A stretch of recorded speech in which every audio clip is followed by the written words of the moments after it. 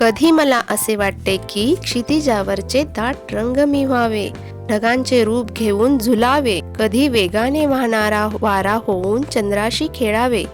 असे कधी होईल का हो? चला तर तुम्हाला आज पौष्टिक रेसिपी खाऊ घालते, ती म्हणजे हिरव्या मुगापासून पौष्टिक असा ढोकळा. तर हे मूग मी रात्रभर भिजत घातले होते.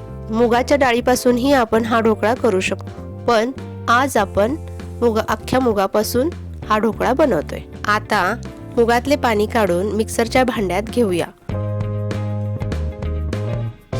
त्यात थोडंसं आलं आणि 4-5 मिरच्याचे तुकडे आपण टाकूया.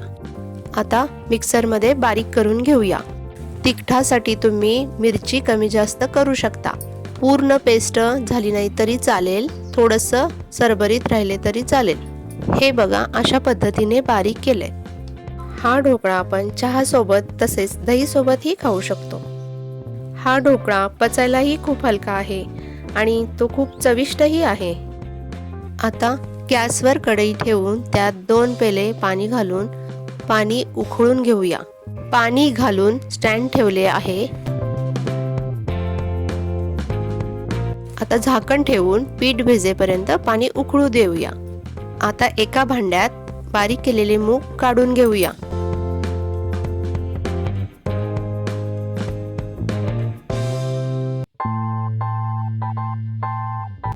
ताटाला तेल लावून घ्या.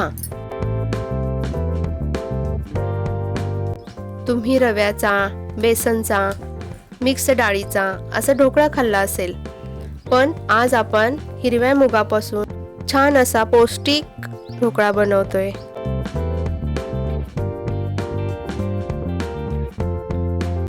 एका बाउलमध्ये 2 चमचे गरा,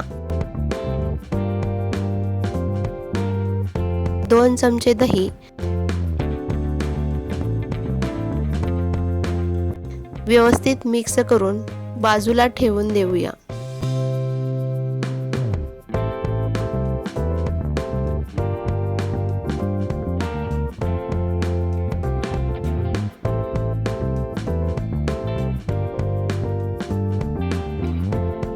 आता बारीक केलेल्या मुगाच्या पिठामध्ये चवीनुसार मीठ, पाव चमचा हळद, पाव चमचा हिंग. आता सर्वात शेवटी यात इनोची अर्धी पुडी घाला व त्यावर अगदी थोडेसे पाणी घालून मिक्स करून घ्या.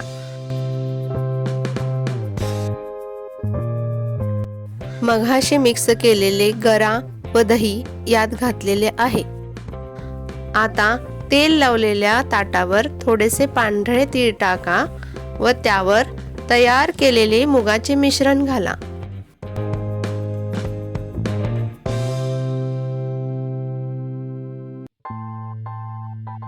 थोडंसं टॅप करून मिश्रण एकसारखे करून घ्या.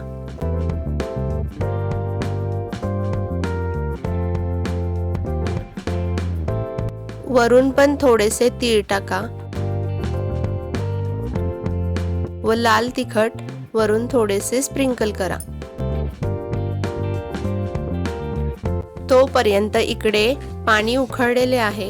आता आपण हे ताट याच्यात ठेवूया.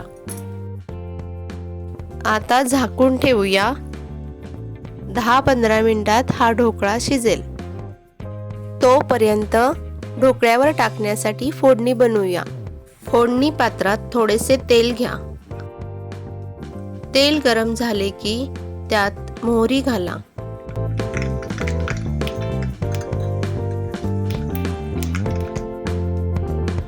मोहरी छान तडतडली की त्यात थोडे जिरे घाला.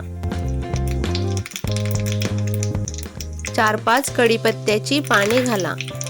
गॅस बंद करून बाजूला ठेवा. चला बघूया ढोकळा किती शिजलाय.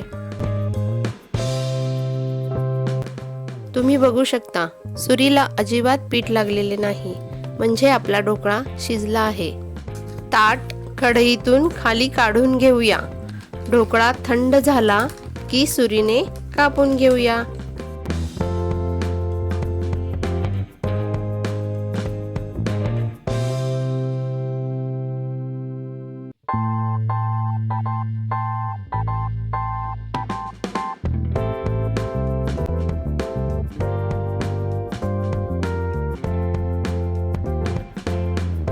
ढोकळ्यावर तयार केलेली फोडणी घालून घ्या।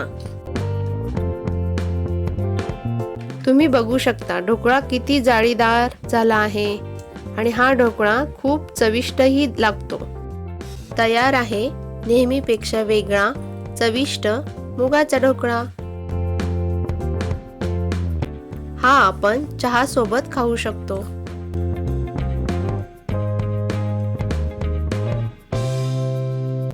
रेसिपी आवडली असेल तर व्हिडिओला लाईक करा।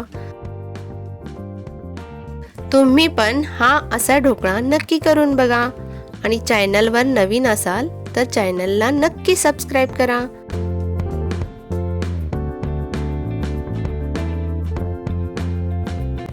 धन्यवाद।